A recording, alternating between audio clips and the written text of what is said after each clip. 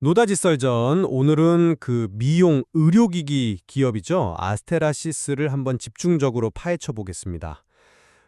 현재 성장세가 아주 인상적인데 과연 이 기세로 미국 시장까지 뚫고 진정한 고성장을 이룰 수 있을 것인가? 이게 핵심 질문이 되겠네요. 저는 현재 실적이나 기술 경쟁력을 보면 미국 시장 성공 가능성 상당히 높다 이렇게 보고 있습니다. 네, 저는 뭐랄까 조금은 더 신중하게 봐야 하지 않나 싶습니다. 그 미국 FDA 승인이라는 아시다시피 굉장히 큰 관문이 아직 남아 있고요. 또 현지 시장에서의 경쟁이라던가 뭐 비용 증가 같은 잠재적인 위험 요인들도 무시할 수는 없다고 보거든요.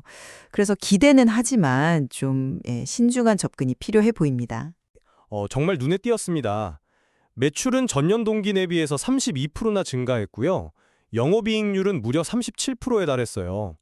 이 상반기 누적 매출이 한 170억 원 정도인데 이게 벌써 2023년, 그러니까 재작년 연간 매출에 거의 육박하는 수치거든요. 이 추세라면 뭐 연간 2배 성장도 가능하지 않을까, 네, 그렇게 보입니다.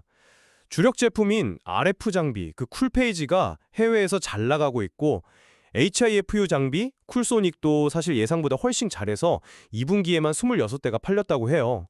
4분기에는 더 속도가 붙을 걸로 기대되고요. 그리고 시술이 늘면 자연스럽게 따라오는 카트리지나 팁 같은 소모품 매출도 꾸준히 늘고 있고요. 근데 가장 큰 기대 요인은 역시 미국 시장 진출이겠죠. 그 쿨페이지는 빠르면 오는 10월, 그리고 쿨소닉은 연말이나 내년 한 중반쯤 미국 FDA 승인이 예상되는데요. 이게 승인만 받으면 가격을 좀 높게 받을 수 있는 미국 프리미엄 시장에서 ASP, 평균 판매 단가죠. 이걸 높게 책정할 수 있고 이게 또 ARPU, 고객당 평균 매출 증가로 이어질 가능성이 아주 큽니다. 특히 그 쿨페이지의 펠티어 집정 냉각 기술이나 쿨소닉의 1.5줄이라는 고출력에도 통증을 줄인 기술, 이건 분명히 다른 제품들과 좀 차별화되는 점이거든요. 기존 강장인 울세라랑 비교해도 가격 경쟁력도 있고요. 네, 그 성장세 자체는 뭐 정말 인상적입니다. 그건 부인할 수 없죠. 하지만 몇 가지는 좀 짚고 넘어가야 할 부분이 있다고 생각합니다. 우선 그 FDA 승인 시점이 아직은 좀 불확실하다는 점이에요.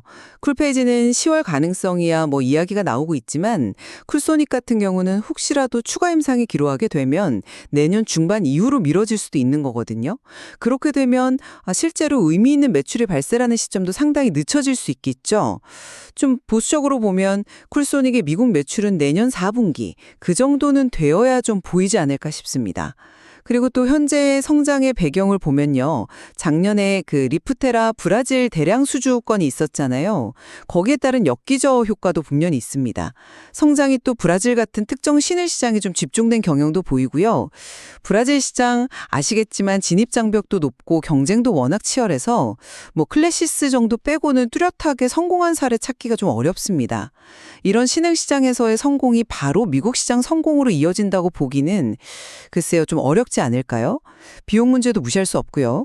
인건비는 계속 오르고 있고 또 신제품 개발이나 출시에 따른 비용도 계속 발생하고 있잖아요. 여기에 미국 시장 뚫으려면 마케팅이나 유통 비용이 상당히 들 텐데 과연 지금의 그 37%라는 높은 영업이익률을 계속 유지할 수 있을까 하는 의문이 좀 듭니다. 아직 미국 유통 파트너 계약도 안 됐다고 하고요. 물론 승인 이후에 진행한다고는 하지만 실제 매출이 본격화되는 시점은 뭐 빨라야 2027년 정도로 보는 시각도 있거든요. 그러니까 생각보다 시간이 꽤 걸릴 수 있다는 거죠. 저는 그 미국 시장 성공 가능성이나 시점에 대해서는 아무래도 좀 더 낙관적입니다. 특히 쿨페이지의 FDA 승인이 10월로 임박했다는 전망, 이거는 상당히 긍정적인 신호라고 봐요. 만약에 예정대로 승인이 난다면 내년 초부터 바로 매출에 기여할 수 있을 텐데요. 미국 시장이 워낙 가격 수용도가 높으니까 프리미엄 가격을 제대로 책정해서 RPU랑 수익성을 같이 끌어올릴 수 있는 정말 절호의 기회라고 보거든요. 왜 그렇게 좀 비관적으로 보시는 건가요? 글쎄요, 10월 승인을 너무 확신하시는 건 아닐지, 물론 가능성은 있겠지만, 뭐, 쿨소닉 사례도 그렇고, 예상치 못한 변수로 좀 지연될 가능성은 항상 열어둬야 한다고 봅니다.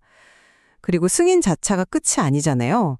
그 이후에 현지 유통망 확보하고, 또 의료진들 대상으로 마케팅 펼쳐서 실제 시술까지 이어지려면 이게 시간이 꽤 걸릴 수 있습니다. 2027년 본격화 예상은 이런 현실적인 어려움들을 좀 반영한 시각이라고 봐야 하고 단기적인 기대치는 조금 조절할 필요가 있다. 뭐 이런 의미로 해석해야 하지 않을까 싶습니다. 성장 지속성 면에서도 너무 걱정할 필요는 없다고 보는데요.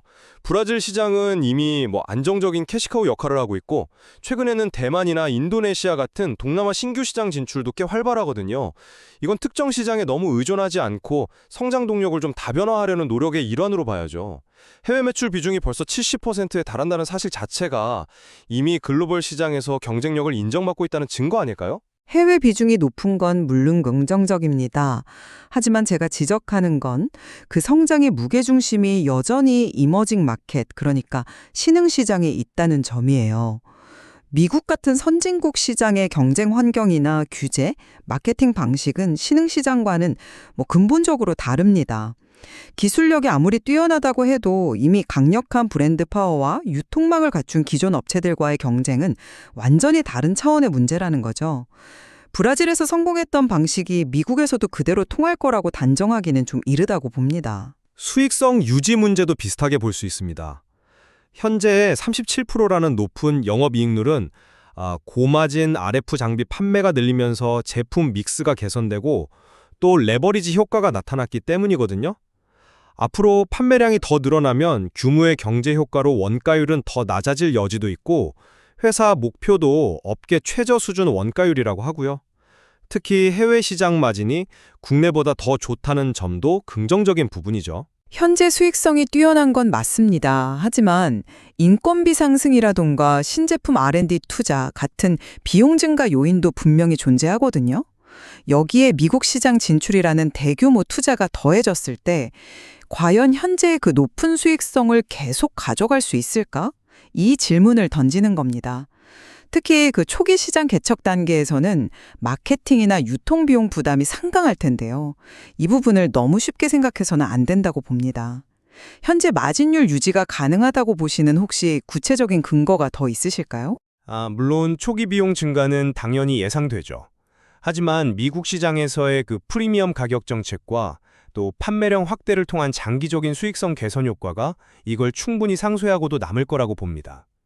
네, 정리하자면 아스테라시스의 현재의 그 탄탄한 성장세, 그리고 쿨페이지와 쿨소닉이라는 차별화된 기술력, 또 임박한 FDA 승인이라는 기회를 잘 활용해서 미국 프리미엄 시장에 성공적으로 진입하고 이를 통해 한 단계 더 크게 도약할 잠재력이 충분하다. 저는 이렇게 판단합니다. 네, 저는 그 FDA 승인 시점 그리고 그 이후에 미국 시장에 제대로 안착하기까지의 과정에 숨어 있는 불확실성, 또 특정 신흥 시장에 대한 높은 의존도 문제, 그리고 미국 진출이 본격화됐을 때 따라올 비용 증가 가능성 등 여러 위험 요인들을 좀 더 신중하게 고려해야 한다는 입장입니다. 기대감은 분명히 있지만 넘어야 할 허들이 결코 낮지 않다. 이 점을 좀 강조하고 싶네요. 네, 맞습니다. 결국 아스테라시스의 향후 주가 흐름이나 기업 가치는 말씀하신 대로 FDA 승인 결과와 또 초기 미국 시장에서의 반응에 따라 크게 달라질 수 있을 것 같습니다. 오늘 저희가 나눈 이야기처럼 이 기업의 미래 전망에 대해서는 정말 다양한 해석이 공존할 수 있겠네요. 그렇습니다. 시청자 여러분께서도 이 미용 의료기기 시장의 역동적인 변화와 함께 아스테라시스의 앞으로의 행보를 계속해서 주목해 보시면 흥미로운 투자 아이디어를 얻으실 수도 있지 않을까 생각합니다. 오늘 노다지 썰전은 여기서 마무리하겠습니다.